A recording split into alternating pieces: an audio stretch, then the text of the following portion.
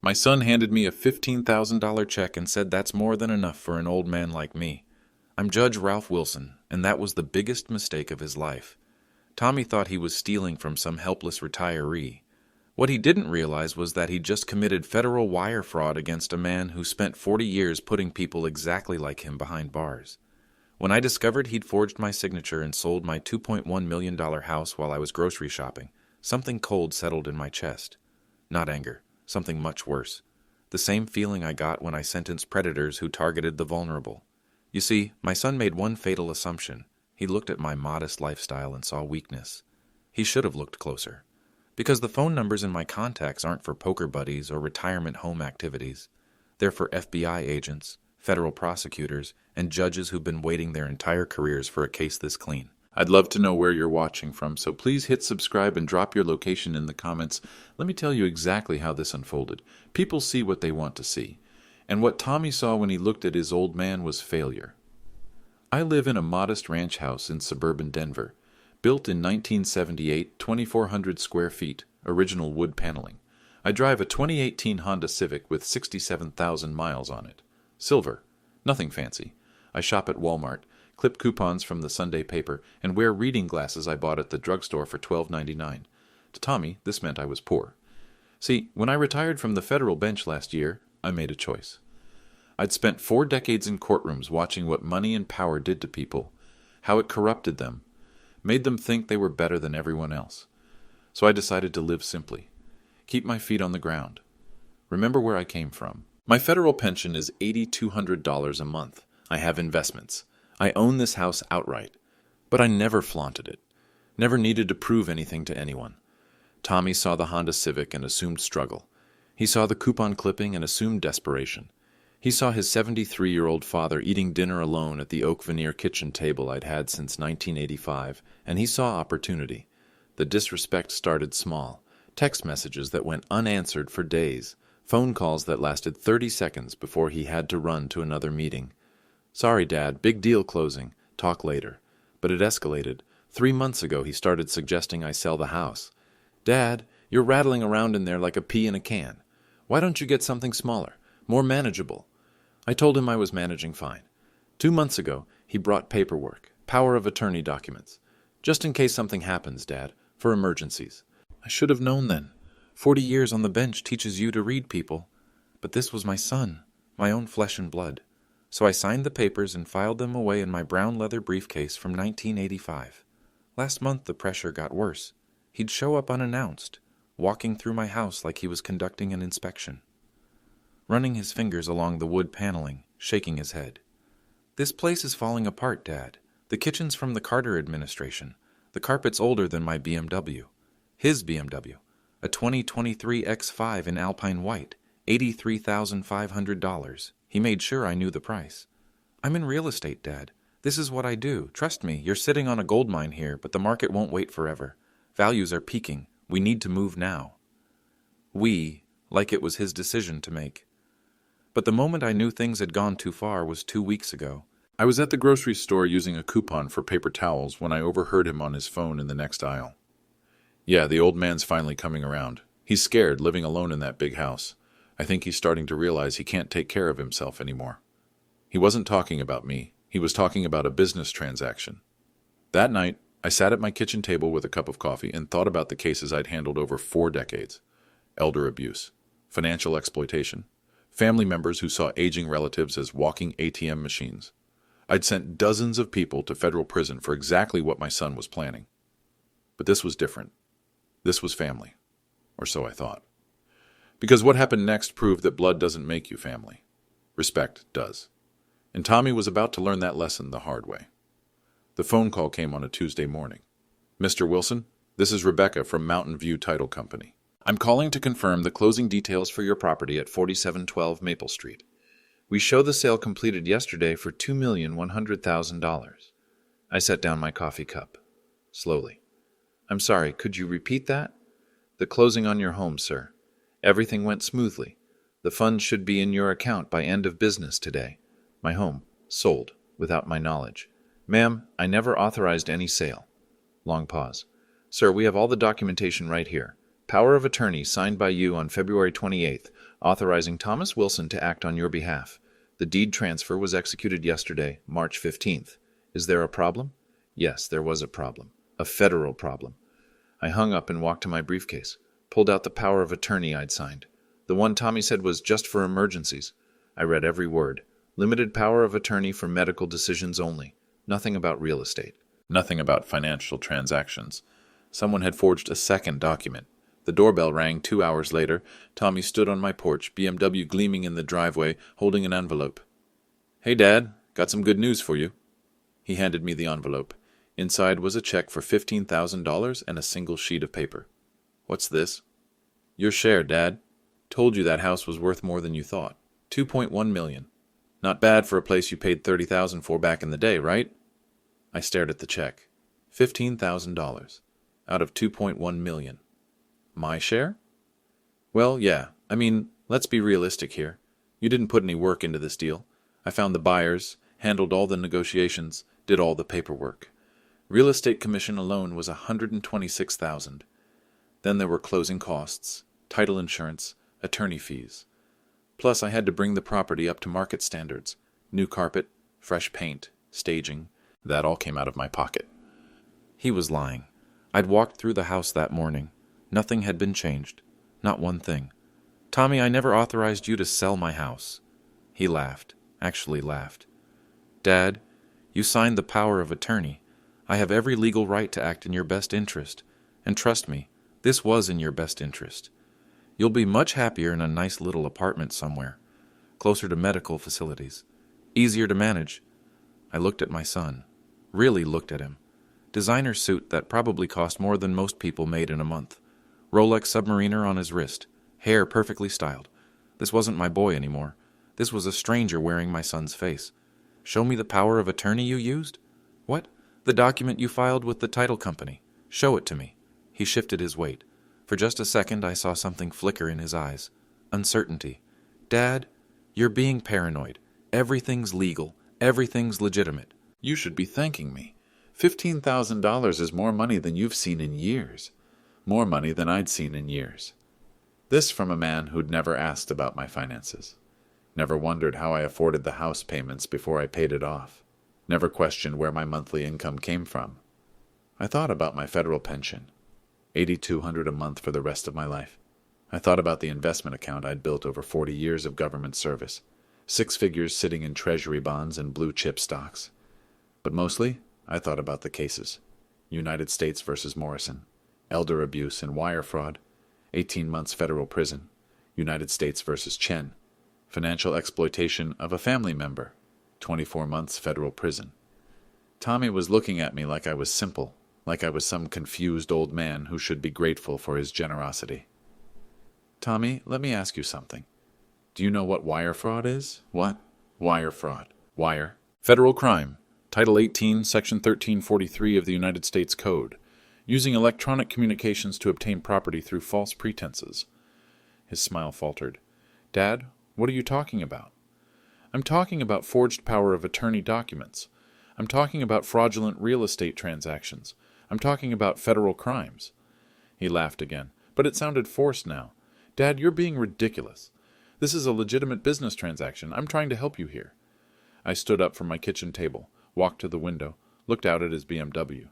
"Tommy, in 40 years on the federal bench, I've seen this exact scenario dozens of times.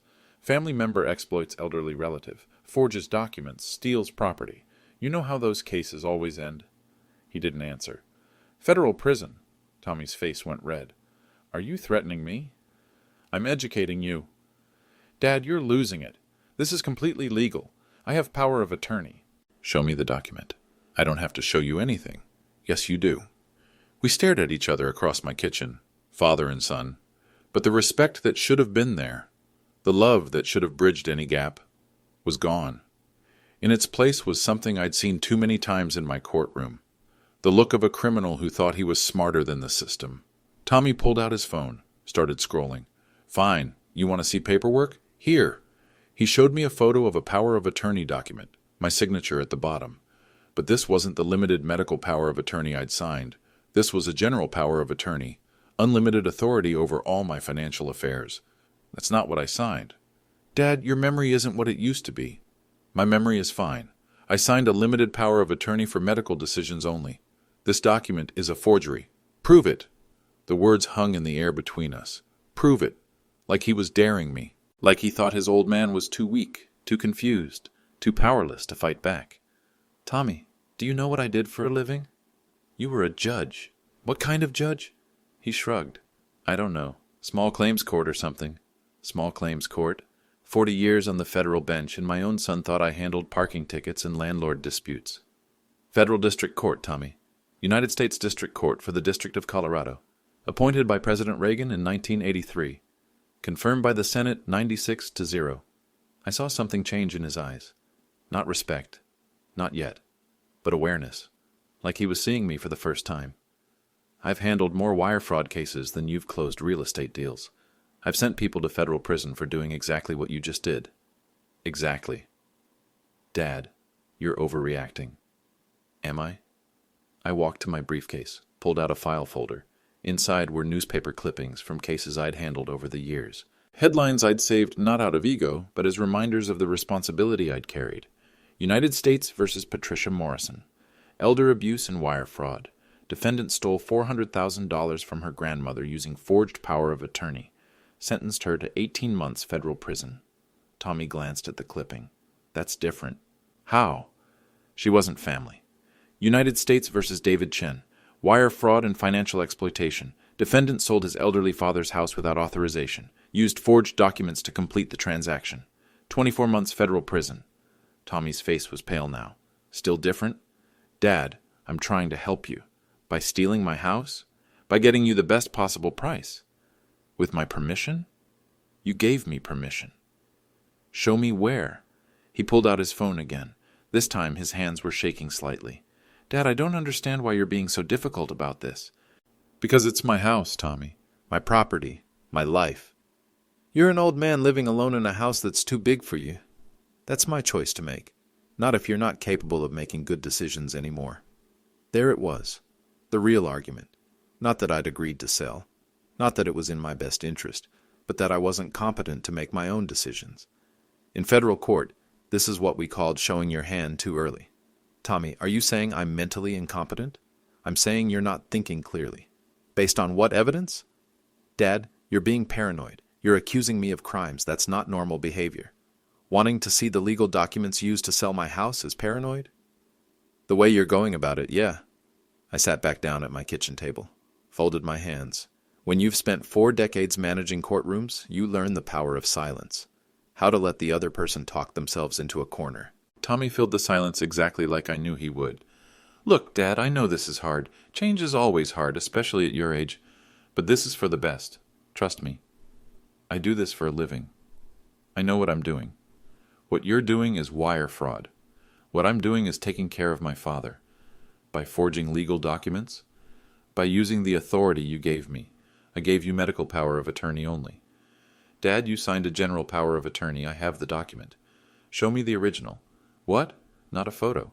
The original document, with original signatures. Tommy's phone buzzed.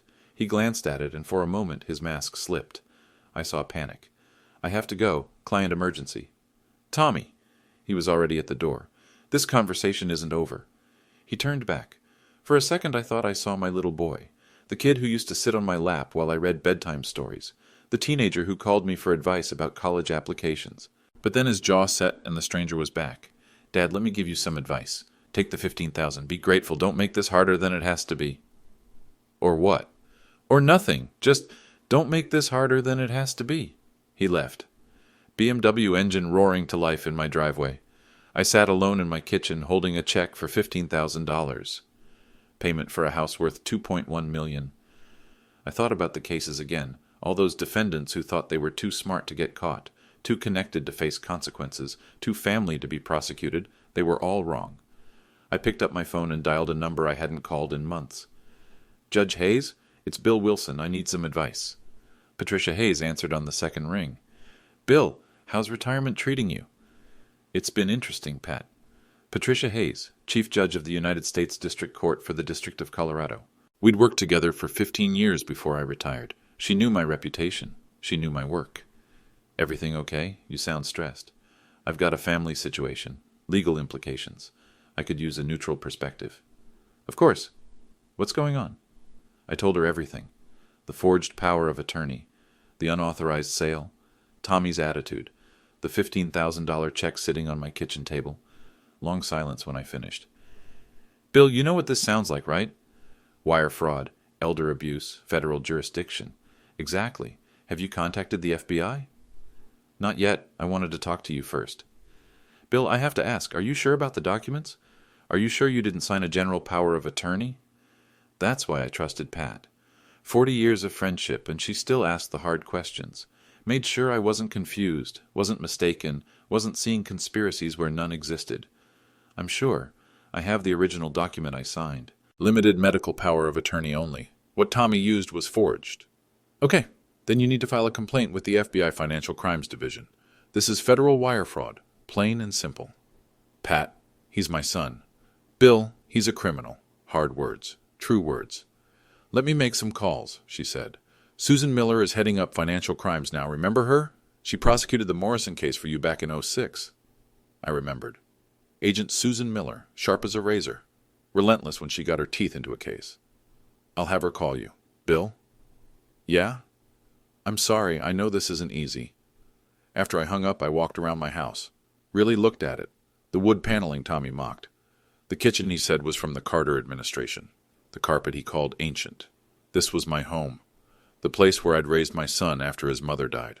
Where I'd sat at the kitchen table grading law school applications for adjunct teaching positions. Where I'd written judicial opinions that became case law. The doorbell rang an hour later. My neighbor from across the street, Helen Martinez, 75 years old, retired teacher, widow. Bill, I saw some activity at your house yesterday. Moving trucks? Something like that. Are you selling? I could have lied. Could have said yes. Told her I was downsizing, moving to a retirement community. But Helen had been my neighbor for 20 years. She deserved the truth. My son sold it without my permission. Her face went white. What? Forged power of attorney documents. Classic elder abuse case. Oh, Bill, what are you going to do? What I've always done. Follow the law. She nodded. Helen understood.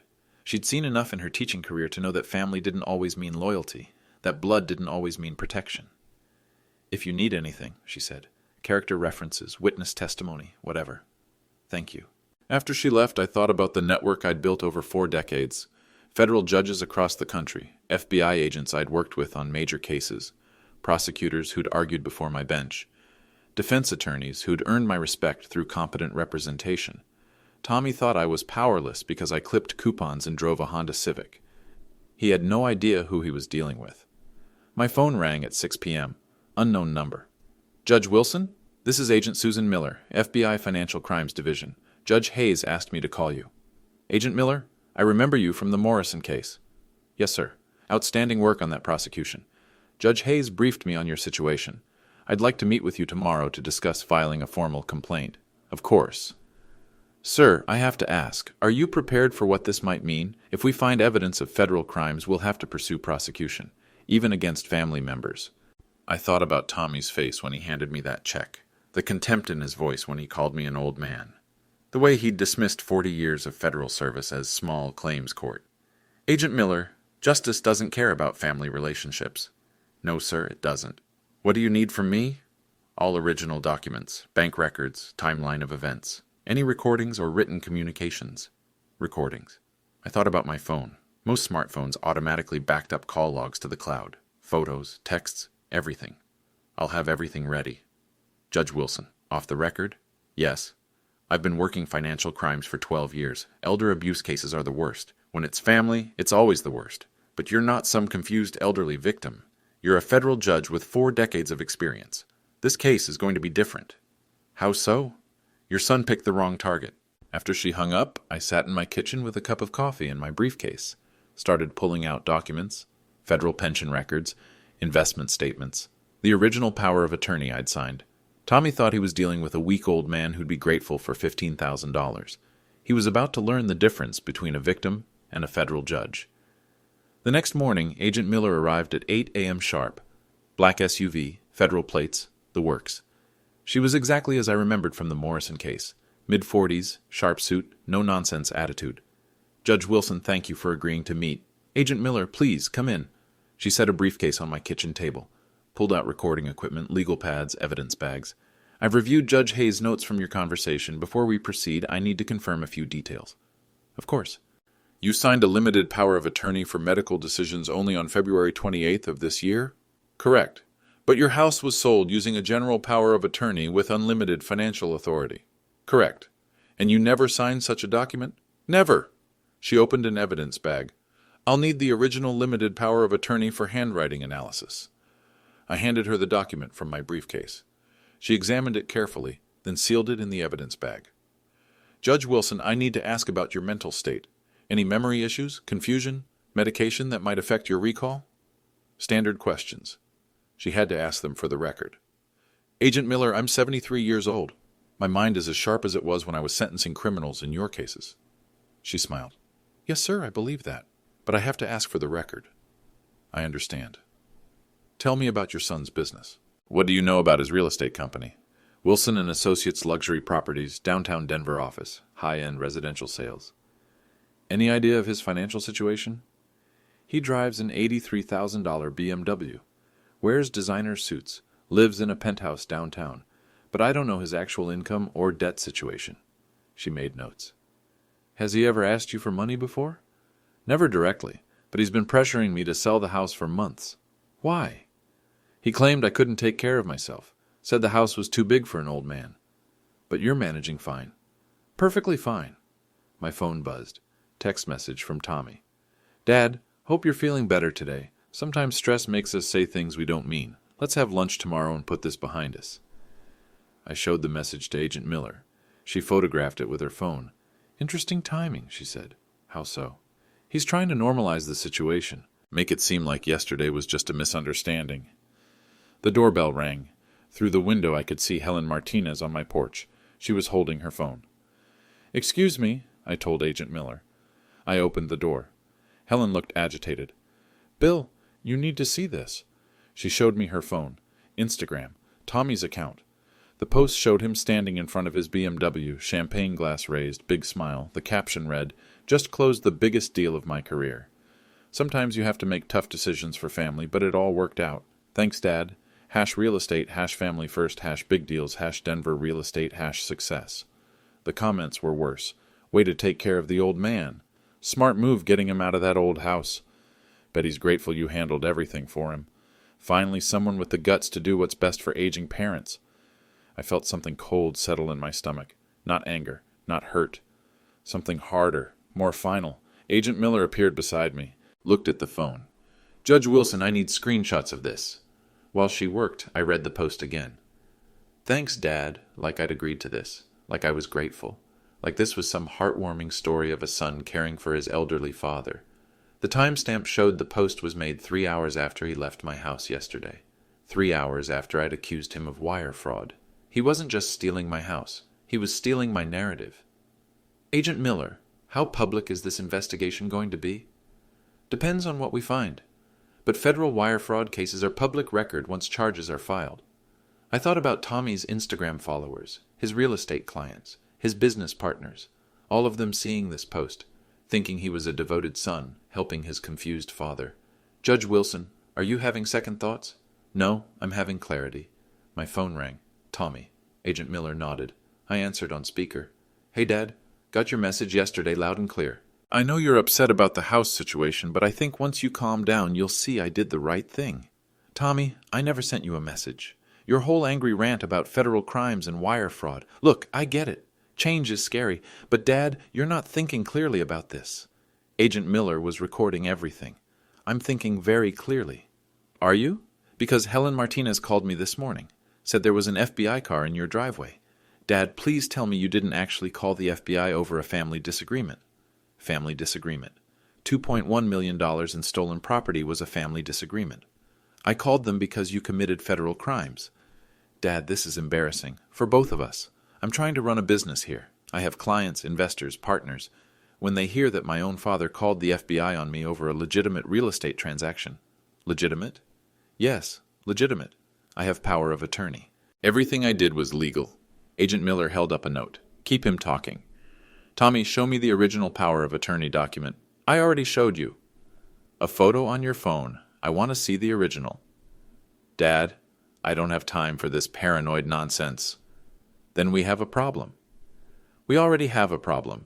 You're making me look like a criminal to my business associates. There it was, his real concern. Not that he'd stolen my house, not that he'd betrayed my trust, but that it might hurt his reputation. Tommy, let me ask you something. How much is your business worth? What does that have to do with anything? How much?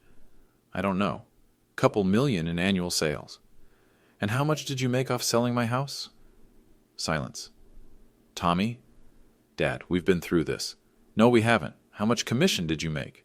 Standard rate, 6%. 6% of $2,126,000. So you made more money selling my house than most people make in 2 years. Dad, that's how real estate works. And you gave me $15,000. Dad, please, can we discuss this in person without federal agents listening in? Agent Miller smiled. No, Tommy, we can't. I hung up. Agent Miller turned off her recorder. Judge Wilson, we have enough to open a formal investigation. What happens next? I file the complaint today. We'll get warrants for his financial records, phone records, business documents. If the evidence supports federal charges, we'll move to arrest. How long? 72 hours. I looked at Helen, still holding her phone with Tommy's Instagram post.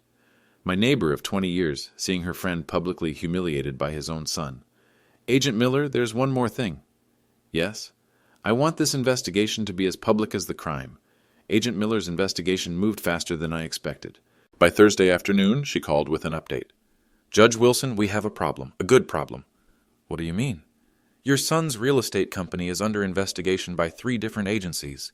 IRS for tax fraud, State Licensing Board for ethics violations, and now us for wire fraud. Apparently you're not his first victim. I felt something shift inside me. Not surprise, recognition. This was how it always worked. Criminals never stopped at one crime. How many others? At least 6 elderly clients in the past 2 years. Same pattern, pressure to sell, questionable power of attorney documents, minimal payouts to the property owners. How much money? Total? Nearly $15 million in fraudulent transactions. $15 million. Tommy wasn't just stealing from me. He was running a criminal enterprise. Judge Wilson, we're moving to arrest tomorrow morning. I wanted to give you advance notice. I appreciate that.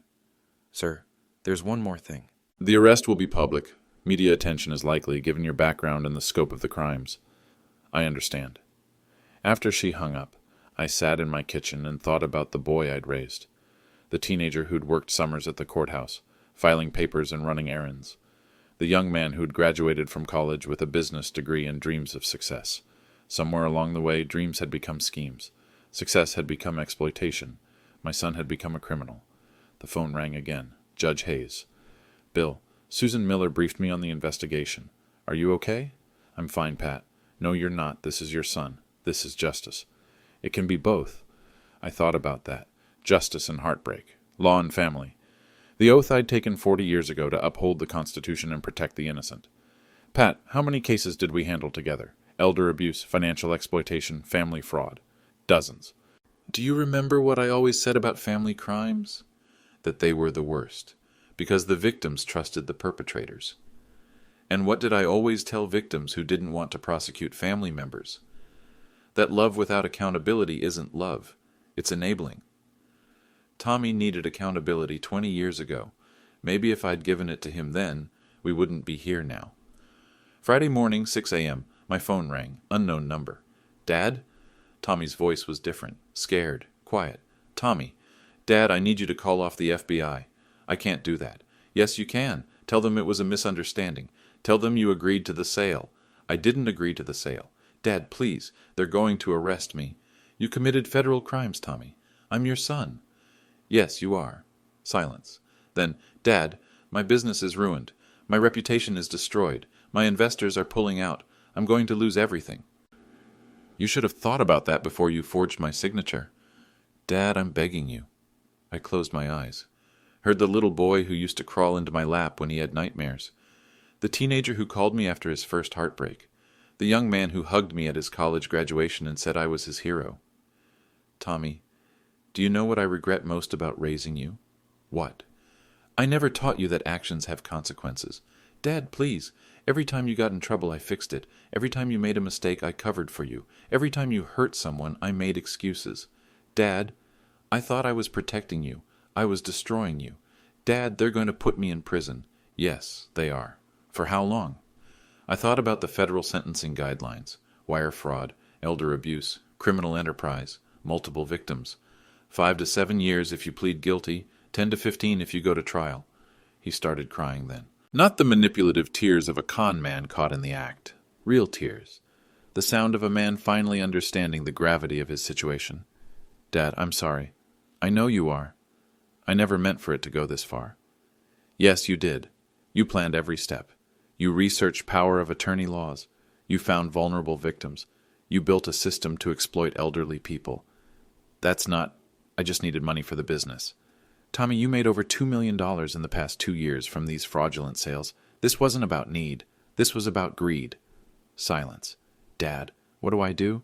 You call a lawyer, a good one, and you prepare to face the consequences of your choices. Will you visit me? The question hit me harder than I expected. Would I visit my son in federal prison? Would I sit across from him in a visiting room looking at him through reinforced glass? I don't know, Tommy. Dad, I love you. I love you too. That's why I can't save you from this. I hung up. An hour later, Agent Miller called. Judge Wilson, Thomas Wilson was arrested at his office at 7:30 this morning. Federal charges include wire fraud, elder abuse, conspiracy, and running a criminal enterprise. Bail? Denied. Flight risk, given the scope of the crimes and his financial resources. When's arraignment? Monday morning. Federal Courthouse, Judge Patricia Hayes presiding. Pat would handle his arraignment. My son would stand before my closest colleague and answer for his crimes. Agent Miller, thank you. Sir, you should know. The arrest made news. Local media, some national coverage. Your background, your son's crimes, the irony of it all. I expected that. Sir, the coverage has been respectful. Focus on the crimes, not family drama. Your reputation in the legal community, it's protecting you. After she hung up, I turned on the local news. There it was, top story. Prominent Denver real estate broker Thomas Wilson was arrested this morning on federal fraud charges. Wilson is accused of stealing over $15 million from elderly clients, including his own father, retired federal judge Ralph Wilson. They showed footage of Tommy being led away in handcuffs, his BMW being towed from the courthouse parking lot, his real estate office with FBI evidence tape across the door. Then they showed a photo of me from my retirement ceremony, Judge Patricia Hayes speaking at the podium. Judge Wilson served this district with distinction for 40 years. His integrity and commitment to justice are beyond question. The reporter continued, The irony of this case is striking. Thomas Wilson allegedly committed federal crimes against the very man who spent 4 decades prosecuting similar crimes. My phone started ringing, reporters wanting interviews, former colleagues offering support, old friends expressing shock and sympathy. I turned off the phone. Tommy was right about one thing. His reputation was destroyed. His business was ruined. His life as he knew it was over.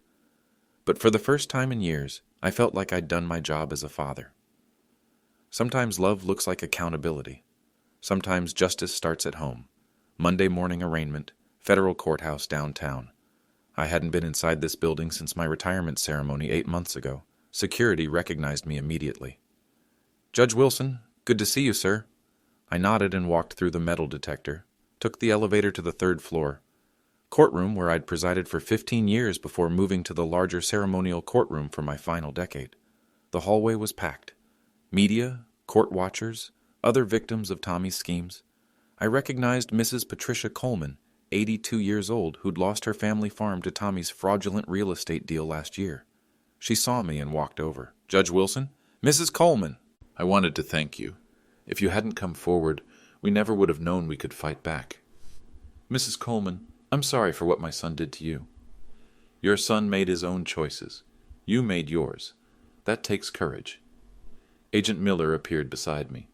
Judge Wilson, the arraignment starts in 10 minutes. You're not required to be here. I know.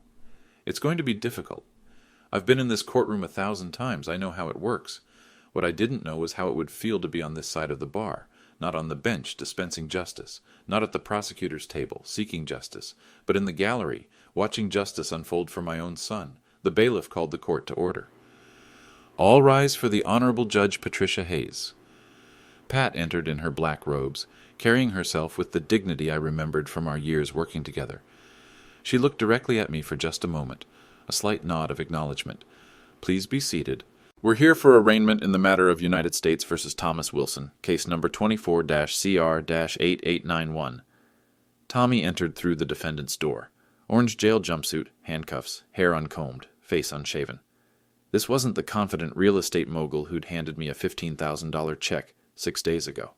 This was a scared man facing the reality of federal prison. His lawyer stood beside him, Jennifer Martinez from one of Denver's top criminal defense firms. Expensive. Tommy must have liquidated assets to afford her. Mr. Wilson, you're charged with conspiracy to commit wire fraud, elder abuse, operating a criminal enterprise, and multiple counts of wire fraud. How do you plead? Tommy's voice was barely audible. Not guilty, Your Honor. Miss Martinez, what's your position on bail? Your Honor, my client has strong ties to the community. He's a successful businessman with no prior criminal record. We request reasonable bail. Assistant U.S. Attorney David Park stood up. Your Honor, the defendant operated a multi-million-dollar criminal enterprise targeting elderly victims. He's a flight risk with substantial financial resources. The government opposes any bail. Judge Hayes reviewed the file. Mr. Wilson, the charges against you are serious. The evidence presented by the government suggests a pattern of predatory behavior targeting vulnerable victims. The court finds you are a danger to the community and a flight risk. Bail is denied. Tommy's shoulders sagged. His lawyer whispered something to him, but he didn't respond. Mr. Wilson, do you understand the charges against you? Yes, Your Honor. Do you understand that if convicted, you face up to 20 years in federal prison? Yes, Your Honor. Trial is set for June 15th. Mr. Wilson, you'll remain in federal custody until trial. The bailiff approached to escort Tommy back to holding. As they walked past the gallery, Tommy looked directly at me, not with anger, not with resentment, with something that looked like understanding. For just a moment, I saw my son. Not the criminal, not the fraud, the boy I'd raised, the young man I'd loved. Then he was gone. After court, Agent Miller walked with me to the parking garage. Judge Wilson, there's been a development. What kind of development? 3 more victims came forward after the arrest made news. Total fraud amount is now over $20 million. $20 million. Tommy had stolen $20 million from elderly people who trusted him. There's more. The IRS found evidence of tax evasion. State Licensing Board found evidence of kickback schemes with mortgage brokers. The U.S. Attorney is considering additional charges. How many more years? Could be life, if they charge him under RICO statutes. Life in prison. My son could die in federal custody. Judge Wilson, I need to ask. Any regrets about coming forward? I thought about Mrs. Coleman in the hallway, about the other victims who would never have known they had recourse without this case, about the elderly people Tommy might have victimized in the future if he hadn't been stopped. No regrets. Even knowing he might spend the rest of his life in prison? Agent Miller, in 40 years on the bench, what's the one thing I learned about justice? What's that, sir? It's not about punishment, it's about protection. We don't send criminals to prison to hurt them. We send them to prison to protect their potential victims. And your son? My son chose to prey on vulnerable people. Society deserves protection from my son. We reached my Honda Civic. Agent Miller smiled. Judge Wilson, can I ask you something? Of course. Why do you drive a Honda Civic? I mean, federal judges make good money. You could afford something nicer. Agent Miller, what's the most expensive car in my driveway worth? I don't know, $30,000? And what was my son's BMW worth? $83,000.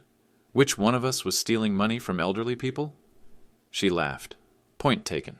I drove home through downtown Denver, past Tommy's real estate office, now empty with federal seizure notices on the windows, past his penthouse apartment building, where U.S. Marshals had seized his assets, past the BMW dealership where he'd bought his car with stolen money.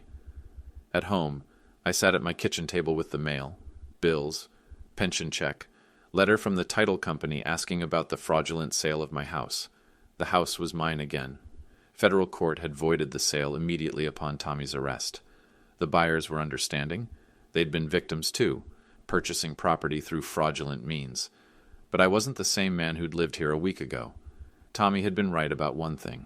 I was alone in a house that felt too big, but not because I was weak or incapable, because I'd been living with the illusion of family. Real family doesn't steal from you. Real family doesn't exploit your trust. Real family doesn't treat you like a mark in a confidence game. I'd lost a son this week, but I'd found something else. Self-respect. The phone rang. Judge Hayes. Bill, how are you holding up? I'm fine, Pat. That was hard today, seeing him in custody. Yes, it was.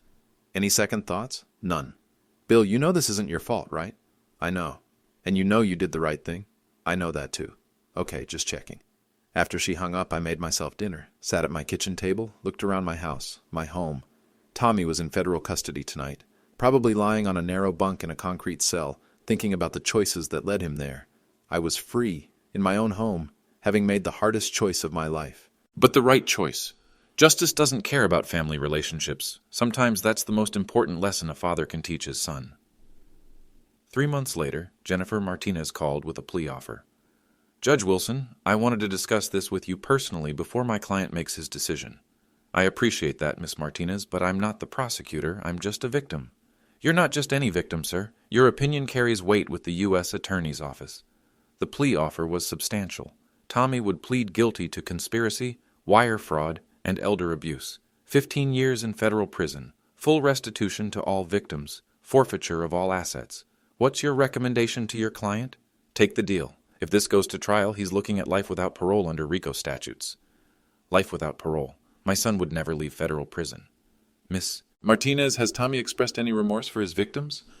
He's expressed remorse for disappointing you. That's not what I asked. Long pause. No, sir. His remorse seems focused on his own situation rather than the harm he caused. That told me everything I needed to know. Tommy was sorry he got caught. He wasn't sorry he'd stolen $20 million from elderly people.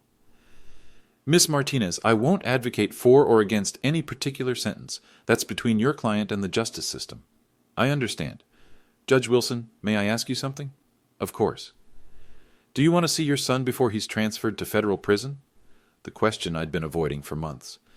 Did I want one final conversation with Tommy? One last chance to say goodbye to the boy I'd raised? I'll think about it.